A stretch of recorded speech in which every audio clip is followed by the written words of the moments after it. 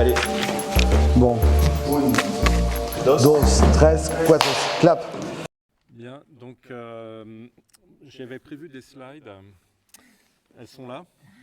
J'imagine que vous ne les voyez pas. C'est pas très grave. Elles sont là surtout pour structurer. Puis je vais les décrire. En fait, j'ai fait plusieurs exposés pour des personnes non-voyantes et je trouve ça intéressant aussi de décrire ce qu'il y a à l'écran. Donc sur la première slide, il y a un titre « Comment peut-on être positiviste ?» point d'interrogation. Donc c'est un lapsus. Je voulais en fait dire « Comment peut-on être progressiste ?» Donc c'est déjà l'explication de ce lapsus. Et là, le sous-titre, c'est « Avec Élisée Reclus ?» point d'interrogation. Donc les points d'interrogation, c'est vraiment pour insister sur le fait que je souhaite plus une discussion ouverte. Donc il faut m'interrompre en temps réel pendant que je parle. Et c'est un truc pas très clair. Le passage central sur Élisée Reclus en particulier, c'est plus mon ressenti personnel. Et je suis vraiment curieux d'entendre des gens qui seraient plus éduqués que moi sur les questions politiques, d'anarchie, de choses comme ça, que je ne maîtrise pas. Sur cette slide, il y a aussi marqué Écopolien. Écopolien, c'est l'atelier d'écologie politique d'Île-de-France. C'est un groupement interdisciplinaire de gens issus des institutions, mais aussi de déserteurs et des personnes qui souhaitent le plus possible parler en dehors des institutions. Donc ça résonne un peu à ce que tu viens de dire. Jusqu'à une période très récente, on a fait toutes nos réunions en dehors des instituts de recherche. C'est seulement celle qui a eu lieu la semaine dernière qui, pour la première fois, pour des raisons logistiques, a été hébergée dans un lieu universitaire. Donc c'est aussi c'est un projet qui suit une initiative toulousaine, Atécopole, dont vous avez peut-être entendu parler. Il y a un dynamisme très intéressant à Toulouse, cette ville d'ingénieurs sur l'avenir de cette ville, comment arrêter l'aviation, comment...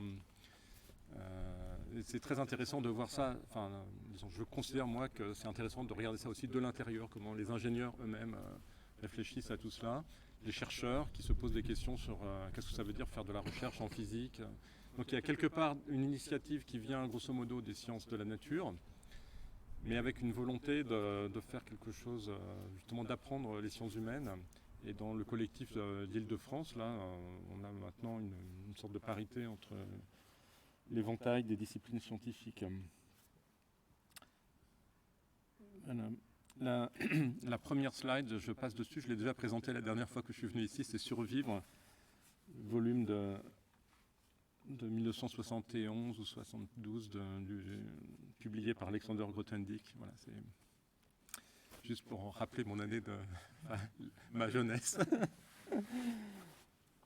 Deuxième slide, je l'ai aussi montré, c'est le positivisme scientiste de la Chine populaire qui était en vogue à l'époque et mes parents étaient, je pense, m'ont influencé puisqu'il y avait des posters comme ça dans la maison. Et donc c'est un truc à garder en tête, on parle beaucoup de capitalisme, de choses comme ça, mais n'oublions pas ce qui s'est passé du temps des régimes communistes. Et ce qui se passe en Chine actuellement, c'est un grand mystère et il faudra l'étudier. Le développement de ce capitalisme scientifique est tout à fait étonnant. La slide suivante, oui, c'est le World Earth Catalog, je passe.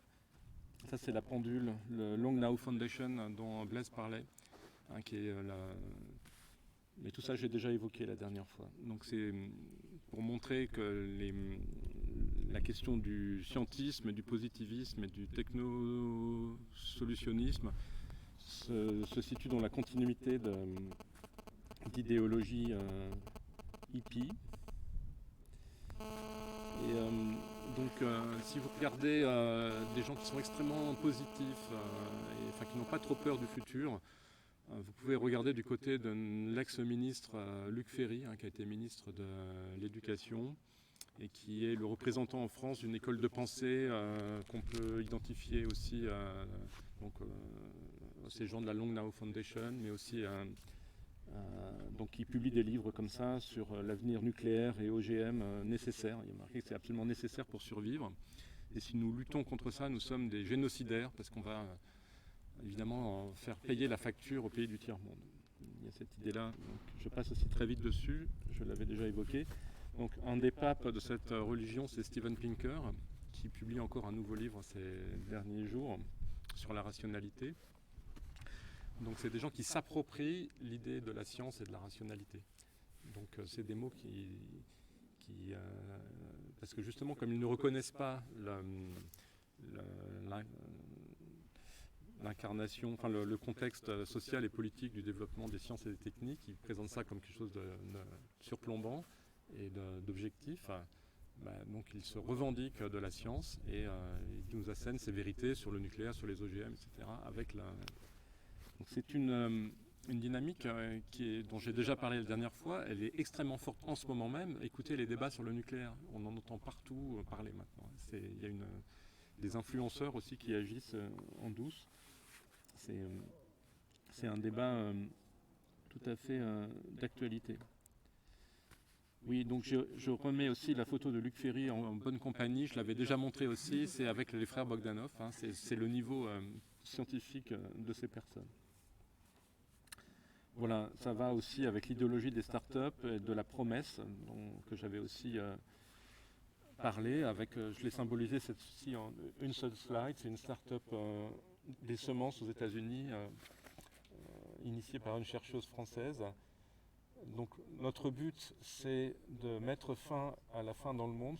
Ce n'est pas seulement une résolution, c'est une promesse. Voilà, c'est écrit comme cela, noir sur blanc.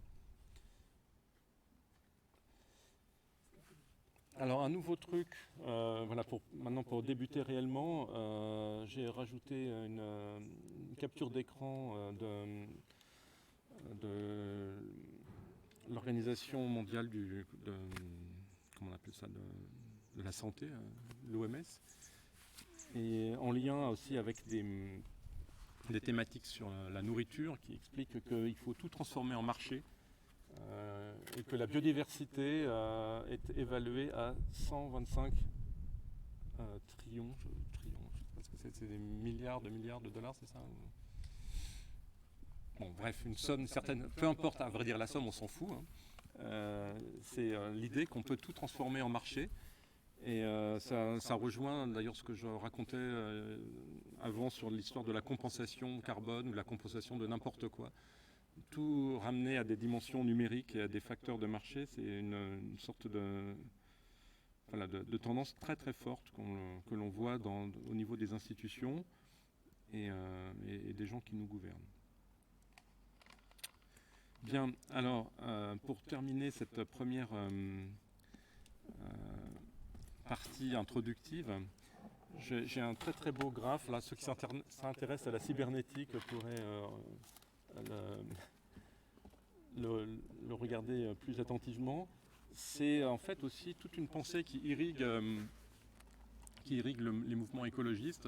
La réflexion sur la biodiversité, elle est ancrée dans une réflexion cybernétique, avec les livres d'un auteur classique qui s'appelle Odum, par exemple, qui décrit vraiment ça en termes de science des systèmes. Et ça rejoint aussi, si vous regardez ce qu'on appelle la collapsologie moderne, c'est vraiment un truc initié par des ingénieurs, une pensée d'ingénieurs et basée sur un imaginaire cybernétique de bilan d'énergie, de flux de matière. Et donc je cite cela parce que moi c'est de là que je viens en fait. C'est maintenant que ça commence vraiment finalement ce que je souhaite évoquer avec vous. C'est Comment il s'appelle cet auteur Odum, c'est une référence des années 70 sur l'écologie. Donc c'est la pensée de l'écologie au sens écologie scientifique. Hein. On étudie des écosystèmes, on fait des réseaux complexes d'interaction. Donc on fait c'est une forme de réductionnisme qui consiste à mettre dans des boîtes c'est du réductionnisme qui accepte la complexité et la non-linéarité, certes, mais ça reste une vision où tu peux réduire une complexité infinie à un certain nombre de boîtes qui s'influencent les unes sur les autres. Et essaye de réfléchir comme ça.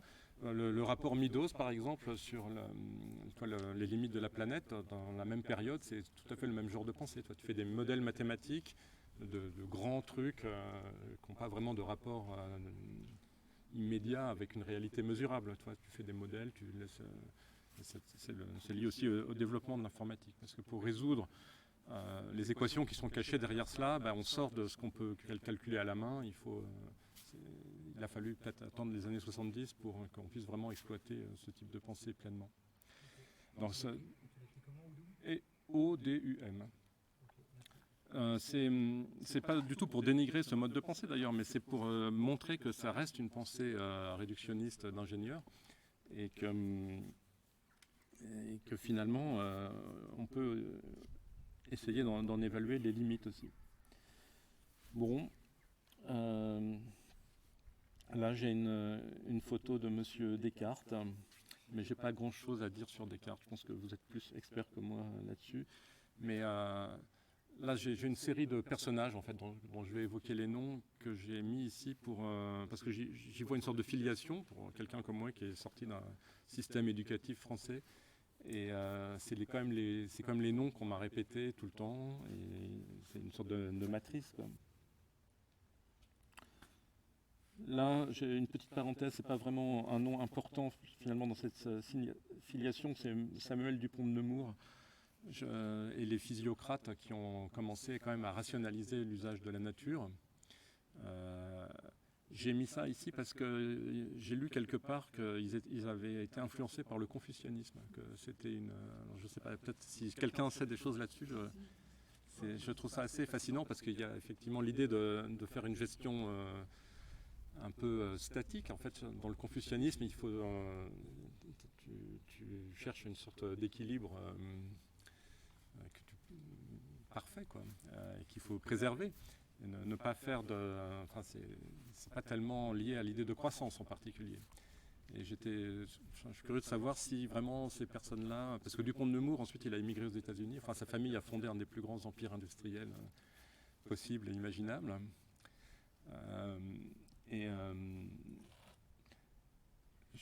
J'étais curieux de savoir s'ils avaient vraiment compris cet aspect-là du confucianisme. Enfin, en tout cas, c'est le début de cette rationalisation de la nature.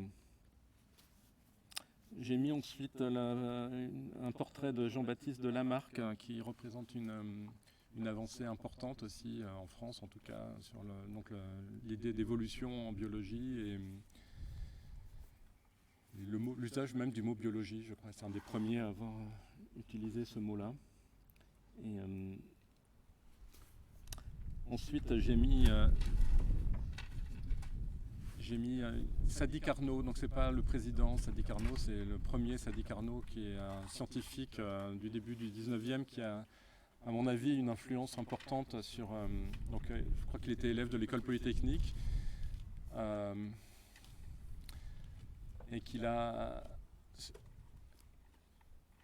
formalisé, disons, des notions de base en thermodynamique qui ont permis d'optimiser les machines à vapeur. Avant, il y avait des machines à vapeur qui étaient très peu performantes. Et à partir du moment où on a eu cette théorie mathématique, ça a permis de rechercher l'optimum et de déclencher, de tirer vraiment pleinement les fruits de l'énergie du charbon, par exemple.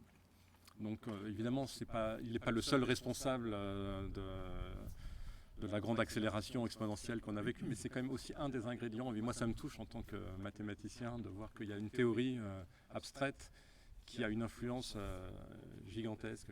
Bon, c'est multifactoriel, bien évidemment, mais c'est un truc peut-être qu'on passe un peu sous silence. Dans la suite de cette filiation, j'ai mis Joseph Fourier aussi. C'est pareil, un politicien qui faisait de la science quand il était préfet de Grenoble, une théorie de la chaleur aussi très importante. Mais c'est aussi quelqu'un qui a compris, Joseph Fourier donc a compris l'effet de serre, c'est dans ses bouquins. C'est aussi un précurseur de l'optimisation sous contrainte. Il est connu pour la théorie de Fourier, pour ceux que les ingénieurs comprendront. Mais en fait, si on regarde ses œuvres, c'est quelqu'un qui a donc, sans comprendre le fait qu'on allait réchauffer l'atmosphère, ça c'est arrivé plus tard, mais il a compris les bases de ce qu'on appelle l'effet de serre. Il a réfléchi d'ailleurs sur d'autres phénomènes météorologiques. Il a par ailleurs, je crois, inventé la théorie de l'optimisation.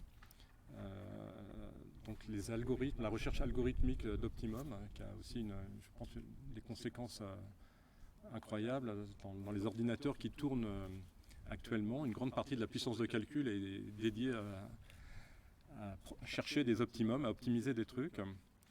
Et Fourier a aussi imaginé la théorie des assurances, plein de choses tout à fait fabuleuses, donc qui ont des conséquences tangibles, alors que même quand on le voit dans des bouquins extrêmement théoriques avec des équations, des choses comme ça, on se dit que c'est tellement éloigné de la vie quotidienne que c'est pas sa science à lui qui peut avoir des conséquences aussi dramatiques. Voilà, ensuite, ça c'est le drapeau du Brésil, parce qu'il y a marqué ordre et progrès dessus, donc ça fait référence au culte d'Auguste Comte, qui est le personnage suivant sur cette liste, lui aussi ancien élève de l'école polytechnique, dont Blaise a parlé, c'est ça, hein, très rapidement. Et pour le coup, si un jour vous avez du temps, je vous engage vivement à visiter son appartement rue Monsieur-le-Prince, qui est, je crois, ouvert assez régulièrement. On comprend tout de suite, quand on visite cet appartement, la folie de cet homme, qui est très très éloigné de ce qu'on appellerait la rationalité moderne. On voit la chaise sur laquelle s'était assise une fois la femme qu'il aimait et il vouait un culte spécifique à cette chaise. Et il y a toutes sortes d'éléments exposés dans cette maison qui montrent les aspects qu'on qualifierait aujourd'hui de complètement irrationnels de cet homme. Mais bon, néanmoins... Un de ses livres s'appelle Catéchisme positif. Voilà, donc c'est un peu n'importe quoi, hein, pour être honnête. Mais bon, il a forgé ce mot positivisme et ensuite il a été librement interprété par la suite par plein de gens.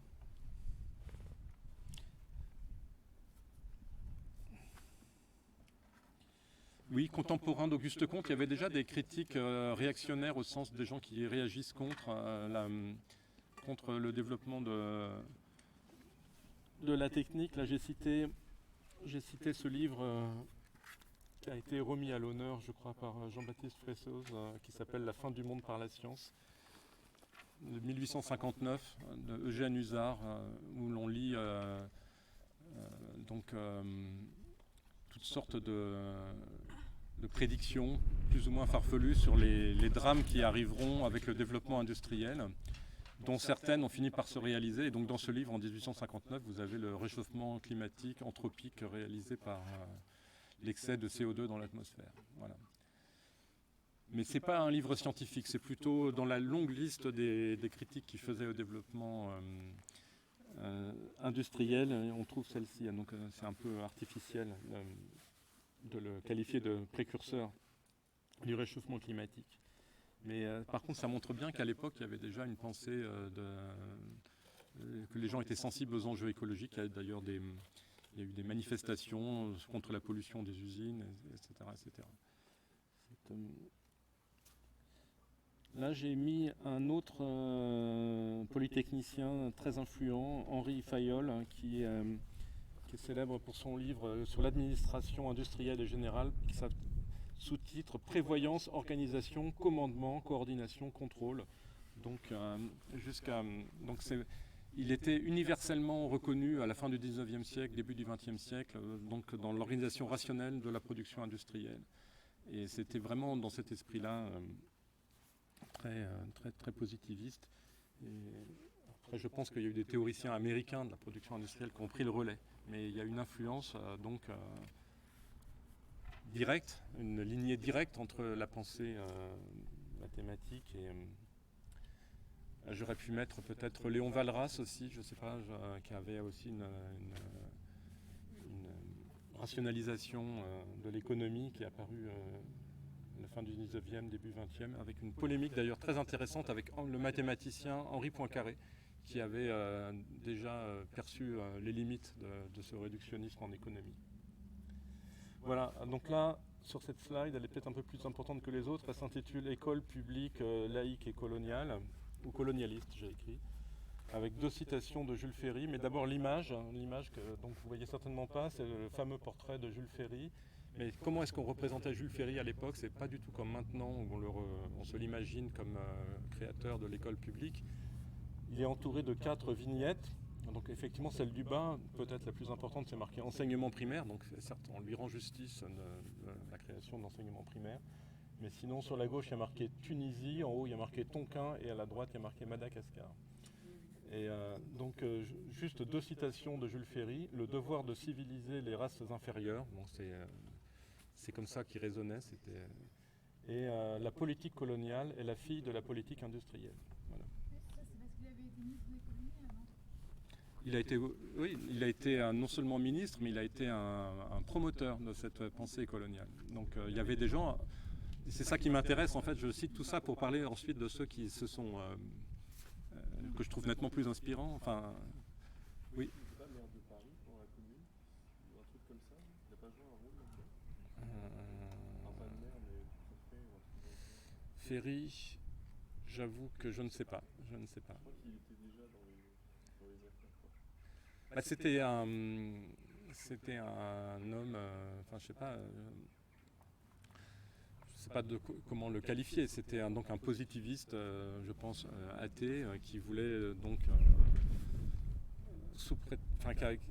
comment dire. J'ai mis ces 2 citations parce que quelque part, on peut penser aussi que l'école publique a aussi servi à renforcer dans l'imaginaire populaire l'intérêt pour les colonies, parce que cet intérêt était très ténu. Les Français n'étaient pas spécialement colonialistes, ils avaient plein de problèmes sur le territoire français, je parle des Français de base, hein.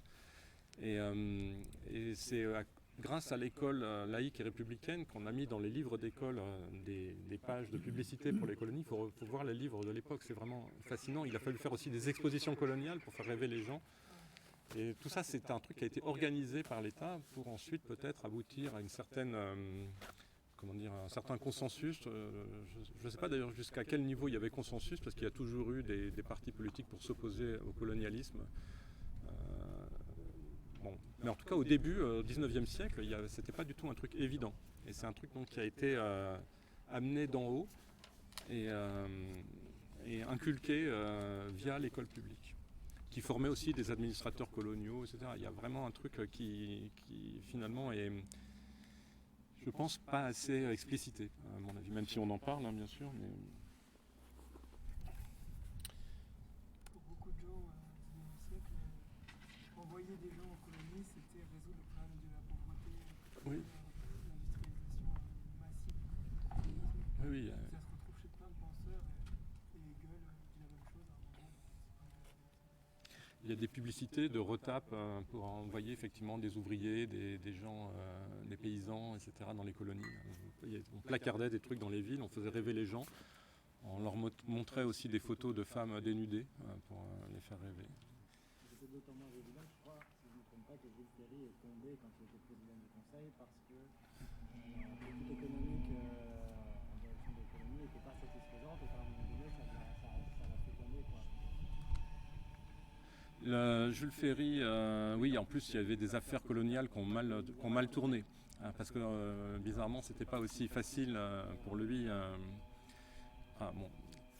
Mais c'est vrai que je vois ce que tu dis, elle est née en Indochine, qui était en Indochine, et du coup, mes 2 parents qui avaient fui les métropoles, entre guillemets, pour une vie meilleure, pour la vie qu'ils voyaient dans les livres, avec les gentils blancs en tenue toute blanche, immaculée, etc., sous des institutions ensoleillées, etc., et qui ont été, au contraire, qui se sont heurtés à la réalité de plein fouet, c'est-à-dire que sa mère était prof, mais elle était prof dans une hutte, il pleuvait à moitié l'année, et c'est quelque chose auquel il n'est pas du tout prêt. Mm-hmm. Donc je pense qu'il y a aussi la désillusion des premiers colons qui vont arriver, qui se disent mais genre quoi. Donc il y avait cela, mais il faut penser aussi à la répression continuelle qui a eu lieu en Algérie depuis la conquête. Ça ne s'est jamais arrêté, les massacres. Et ailleurs aussi en Indochine, certainement. On parlait de l'île de Léron tout à l'heure. Pierre Loti était un type qui a laissé des traces pas forcément très reluisantes dans les pays étrangers, mais au moins on peut lui rendre justice d'avoir explicité noir sur blanc les massacres qui ont eu lieu en Indochine, puisqu'il était plus ou moins militaire. Il a été témoin de massacres horribles. Je vous rappelle qu'en Algérie, on a l'armée française, avant Jules Ferry, a testé des méthodes d'extermination de masse en enfermant des gens dans des grottes et en les asphyxiant avec des gaz, des fumées. Ça s'appelait les enfumades.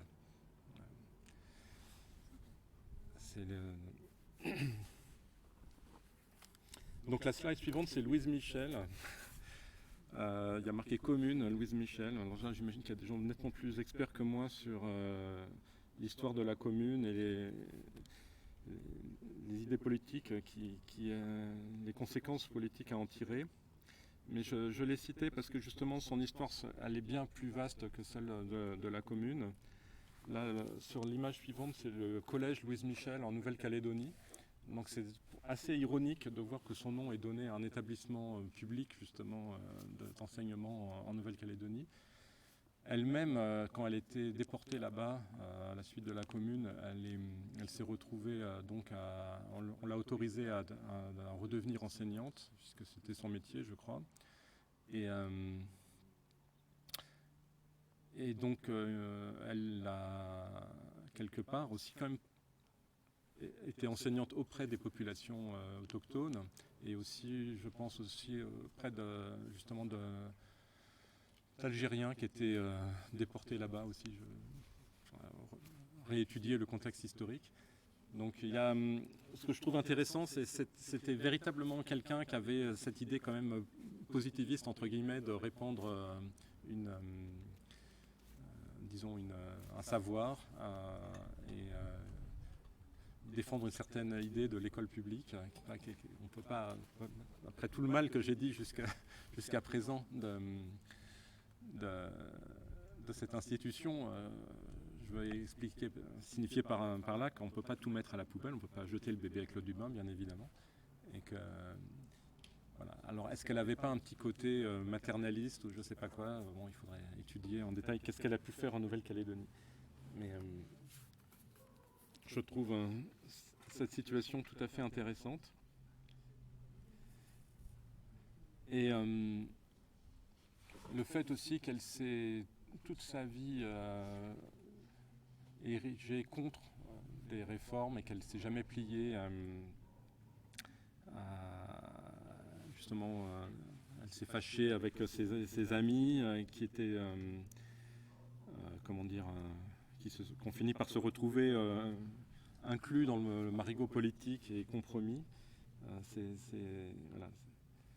Mais au final, c'est quand même une figure qui est incluse par exemple ici, c'est un timbre de la République française où il y a Louise Michel et la mention de son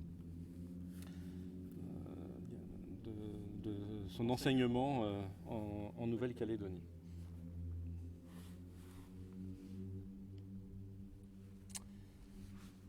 Voilà, une autre figure de cette période-là que je veux citer, que je trouve très intéressante, c'est Marcellin Berthelot, le chimiste.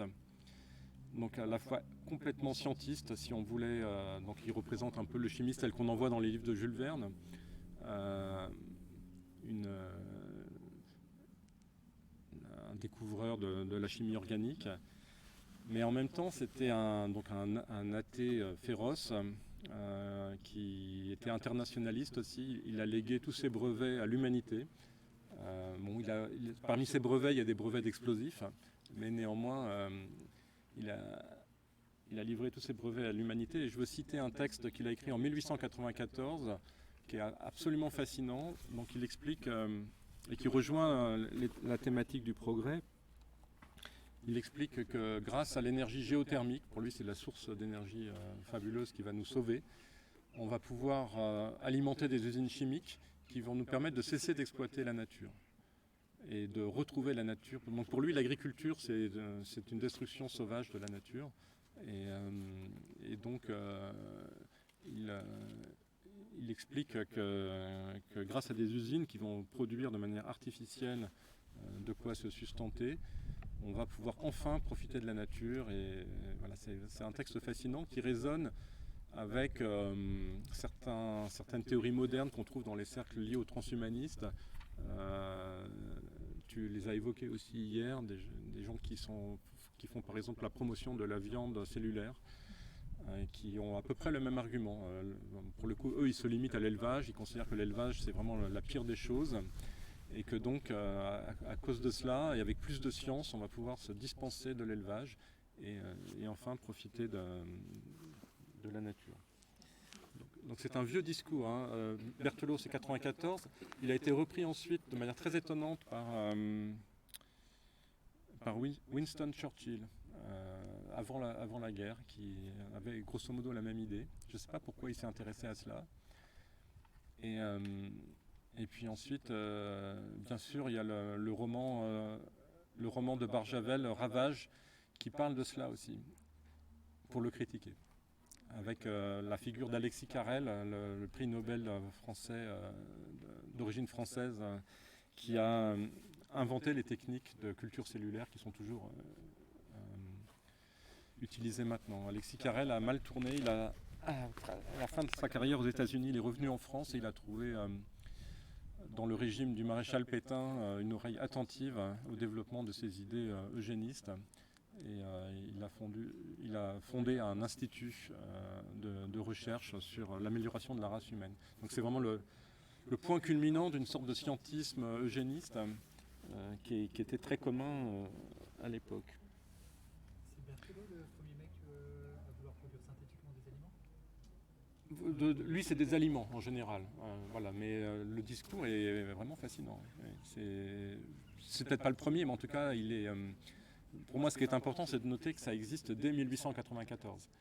C'est un discours très très proche de celui qu'on voit, par exemple, dans la bouche de Xavier Niel quand il fonde une entreprise qui s'appelle les Nouveaux Fermiers, je crois, ou les Nouveaux Paysans, j'ai oublié, et dont le but est précisément de supprimer les paysans puisqu'ils remplacent l'élevage par une usine de protéines. Donc c'est très vicieux. Voilà, et donc j'en arrive seulement maintenant à Élisée Reclus, qui est un contemporain donc, de ces gens-là. Il est né dans 1830 à peu près, et il est mort en 1905. Il a été fils de pasteur protestant. Il s'est libéré de la religion très très vite. Au cours de sa vie, ayant participé à des mouvements sociaux, il a été expulsé de France plusieurs fois. La première fois, il a trouvé refuge en Angleterre, où il a vécu dans un milieu de prolétaires de l'époque victorienne. Donc il a compris vraiment ce que c'est que les difficultés liées à cette vision du monde-là. Et ça l'a probablement beaucoup marqué. Il a fait un petit tour en Amérique où il a essayé de participer à des utopies agronomiques puisqu'il avait une formation d'agronome, je crois. Et de retour, après ce périple, il est retourné en France transformé. Et il avait plein de visions qui, je trouve, sont inspirantes et qui sauvent un petit peu cette vision positiviste, puisque quand même, grosso modo, il fait partie de cette vague-là, athée, positiviste. Mais le premier point intéressant, c'est que ça a été un anticolonialiste forcené de la première heure. Donc il a dénoncé des crimes coloniaux en temps réel. Il est devenu géographe, il a publié, il était d'ailleurs un auteur extrêmement connu, je pense aussi connu que Jules Verne à l'époque. Il vendait énormément de livres dans le monde entier. Et il écrivait sur des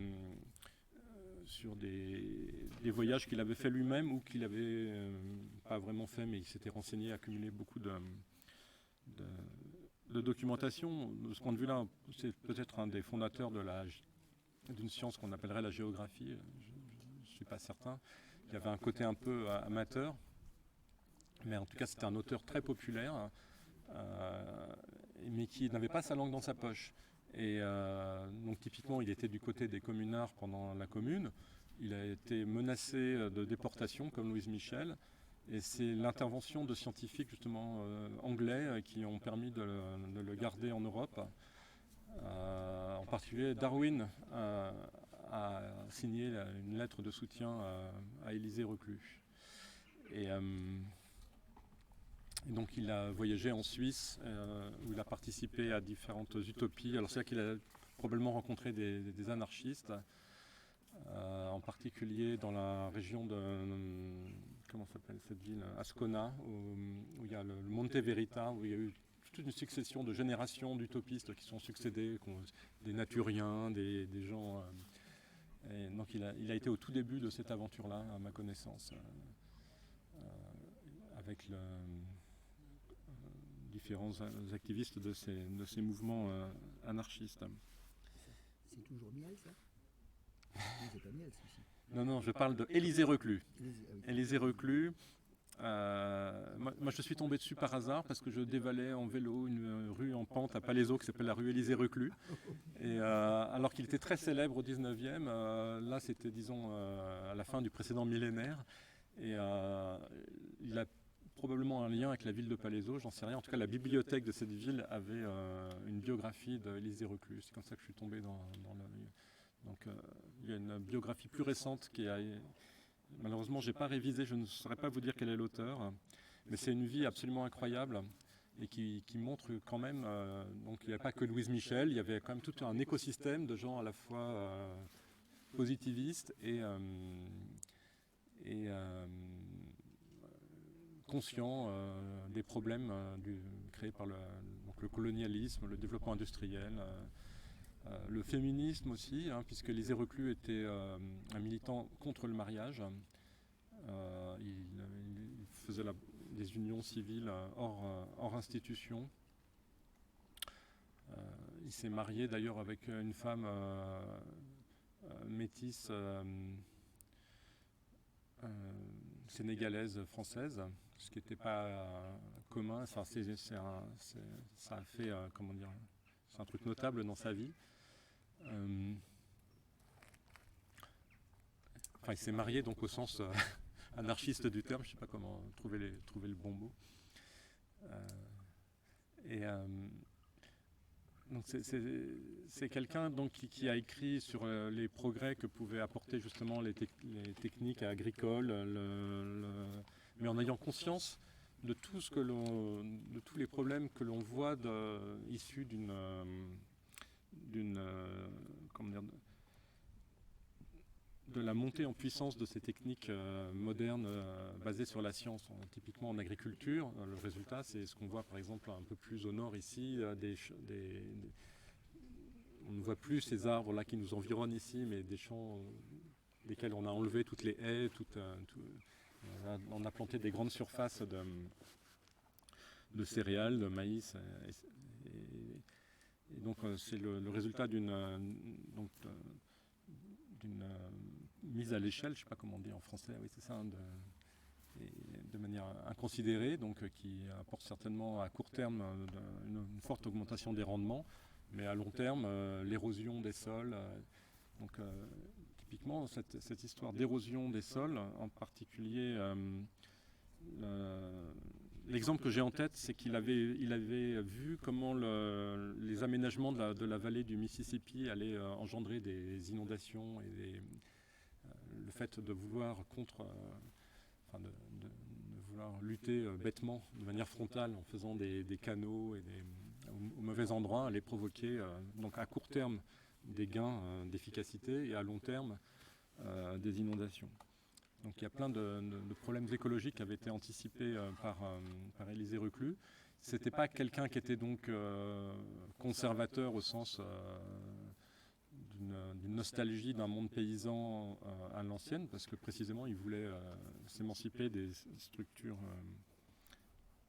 considérées comme passéistes, de relations de pouvoir entre les gens. Mais il était conscient il avait pointé, disons, en temps réel les écueils qu'allait rencontrer une mise en place naïve de ce programme scientiste et positiviste. Bon, et pour conclure, quels enseignements on peut tirer de cela? C'est que donc la science, la technique sont peut-être pas complètement damnées, c'est peut-être pas une impasse totale et absolue. Il y a à l'intérieur de la communauté des ingénieurs, à l'intérieur du monde scientifique, des gens qui sont peut-être pas forcément majoritaires, mais qui cherchent une pensée différente de celle de Pinker, par exemple, ou des gens que j'ai cités tout au début, et qui sont quand même les détenteurs du pouvoir. Moi, je trouve cette réflexion tout à fait stimulante et enthousiasmante. Elle n'est pas forcément récente. Là, je cite le mathématicien René Thom qui alerte sur les limites d'une mathématisation naïve du monde depuis très très longtemps. Il est décédé il y a bien longtemps, mais disons que justement ses travaux sont un peu visionnaires. En particulier, je conseille son livre « Prédire n'est pas expliquer ». Je passe sur sa fameuse carte du sens. Et je trouve très enthousiasmant, alors un truc que j'observe un peu en extérieur, en amateur, c'est la recomposition, la manière dont se refonde notre vision du vivant. Je parle de la vision scientifique du vivant, donc, tout ce qui tourne autour de la biologie. Il me semble que c'est un point nécessaire, enfin d'avoir cette réflexion est absolument nécessaire pour faire évoluer, continuer le développement scientifique. Il y a on l'a vu hier dans l'exposé sur les transhumanistes, il y a une vision informaticienne, mécaniste du vivant qui est prédominante, alors, en tout cas chez les gens dont on a parlé, qui ne sont pas réellement des scientifiques actifs, et une sorte de modèle, disons, d'ingénieur, mais qui est très présente quand même dans certaines branches de l'enseignement de la biologie. Par exemple, dans mon université, il y a chaque année des étudiants qui participent au concours de biologie synthétique iGEM avec des projets qui sont explicitement des projets de cette vision-là, où c'est presque de l'informatique. On va faire le projet de cette année consiste à modifier une algue génétiquement, telle qu'envoyée dans l'espace, elle pourra produire de l'oxygène et donc voilà, et donc rendre possible les voyages spatiaux. C'est grosso modo ça le programme. L'année dernière, c'était prendre une autre algue ou une autre bactérie, je ne sais plus, qu'on allait modifier génétiquement pour dépolluer la Seine. On allait mettre dans la Seine des bactéries génétiquement modifiées. Voilà, c'est là-dessus qu'on fait réfléchir nos étudiants pour démarrer leurs études en biologie.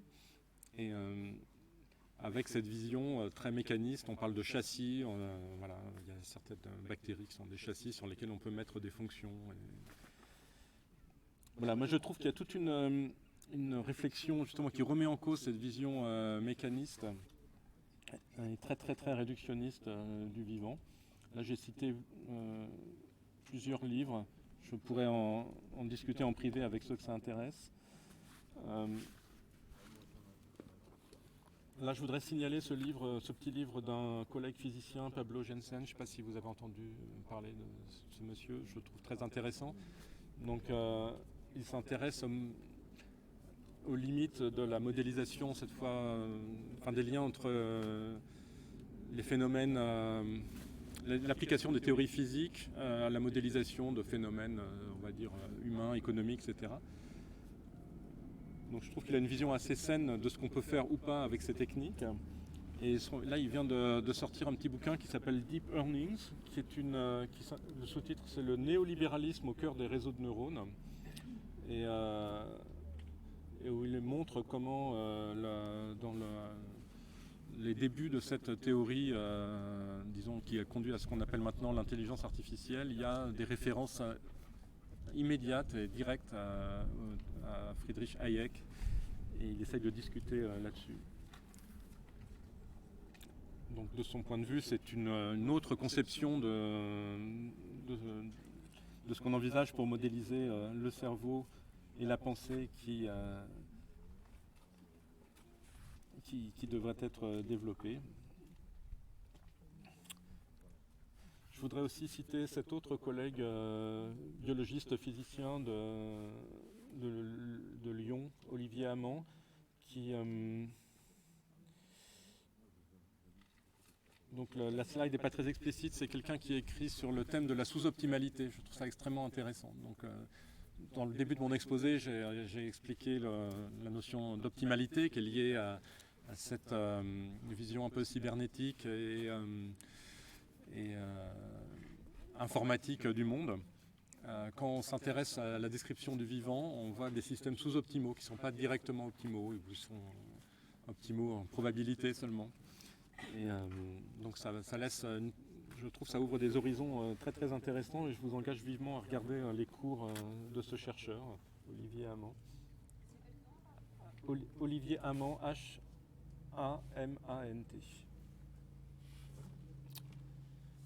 Voilà, alors pour vraiment conclure, pour montrer les deux types de sciences telles que, enfin j'essaye de les dessiner, quoi, une science très très organisée, hiérarchisée. On a par exemple le projet ITER dont vous avez parlé de fusion nucléaire. C'est un projet qui est en train d'être construit par un consortium mondial de nations qui dépensent des milliards d'euros pour essayer de faire une expérience. Il ne s'agit pas de construire une centrale, mais bien une expérience. Mais l'échelle de cette expérience, qui peut très bien rater, est déjà démente. Si vous regardez comment fonctionne ce réacteur, c'est vraiment d'une complexité incroyable. Il faut vraiment une coordination de dizaines de pays qui chacun fabrique des éléments. Le bâtiment est gigantesque, c'est une succession incroyable de défis technologiques. Voilà, ça convoque vraiment toutes les technologies les plus en pointe. Ça me semble donc extrêmement fragile déjà à la base. Il y a un système très très très complexe qui est destiné à... Donc le Graal évidemment, c'est que si jamais ça fonctionne, on pourra peut-être en 2100 avoir une source d'énergie nettement plus propre que celle des centrales nucléaires. C'est ce qui nous est vendu en tout cas actuellement. Donc ce projet il est vraiment fascinant en ce sens qu'il montre vraiment comment c'est vraiment la big science, très lourdement financée. Des énormes projets où le scientifique se retrouve spécialiste d'un micro-truc. Il faut vraiment y croire pour que ça marche. C'est une sorte de... Ça relève presque de la croyance. Avec en tout cas un tel degré de complexité, on peut s'attendre à ce qu'il y ait beaucoup de problèmes. Surtout que c'est un projet à très long terme de tirer de l'énergie de la fusion. Voilà, à l'opposé de cela, je voulais citer quelques expériences modestes de sciences, de belles idées scientifiques. Donc j'avais des trucs tirés de la mécanique, mais je vais citer deux découvertes scientifiques qui me semblent représentatives de ce que j'appellerais une science modeste. Et puis après, je vais m'arrêter là. Donc la première découverte, qui je pense est validée par plusieurs publications scientifiques, c'est le fait qu'on peut dépister le Covid-19 grâce aux capacités olfactives de chiens.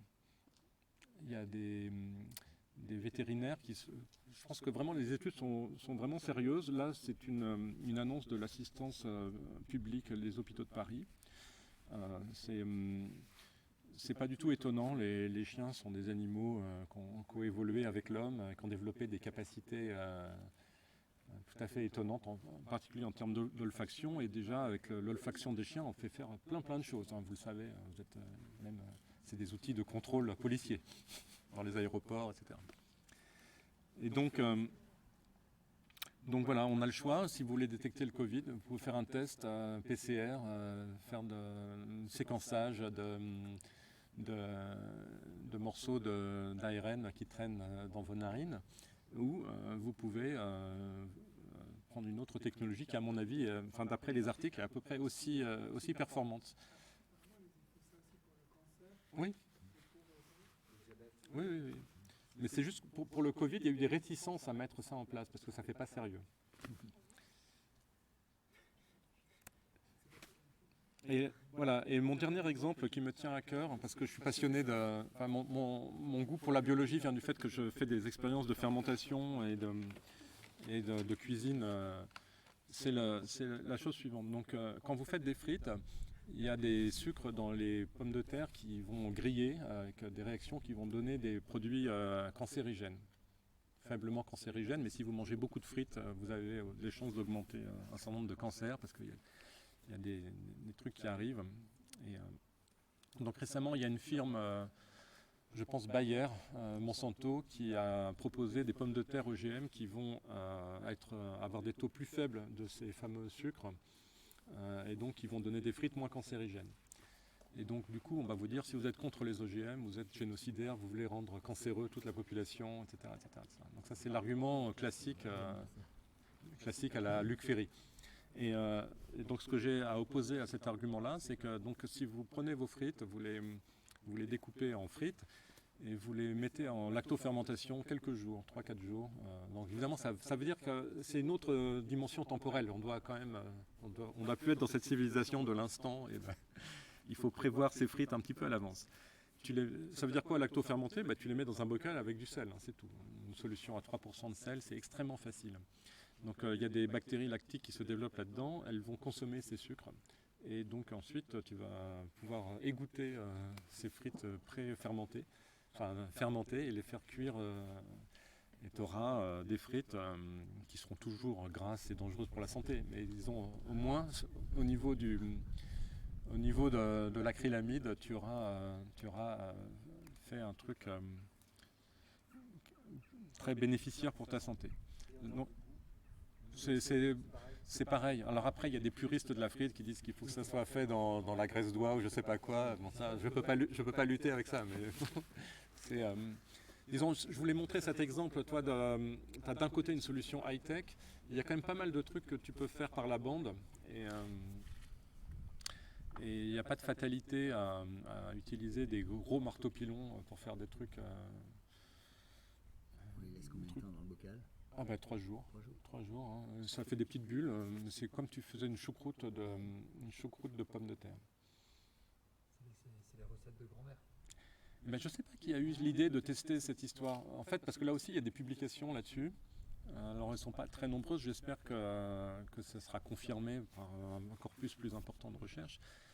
Mais je trouve qu'en tout cas, c'est une hypothèse qui mériterait d'être étudiée dans les laboratoires. Je ne sais pas si Hildegard de Bingen, je crois qu'elle en parlait déjà, la fermentation. Ah ouais. Moyen Âge. Elle a écrit des bouquins de cuisine. Comment? Elle a écrit des trucs sur la Oui, cuisine. oui. Elle en parlait déjà de ça. Si tu le laisses tout l'hiver, ça fait quoi? Dans les pommes de terre, par contre, ça fermente pas bien. Là. Autant il y a plein de légumes qui fermentent facilement, le chou, etc., les carottes, n'importe quoi. Mais les pommes de terre, ça donne pas de trucs intéressants. Il y a des levures qui apparaissent, des trucs. Mais par contre, 3 jours, ça marche très bien. Voilà, j'ai terminé.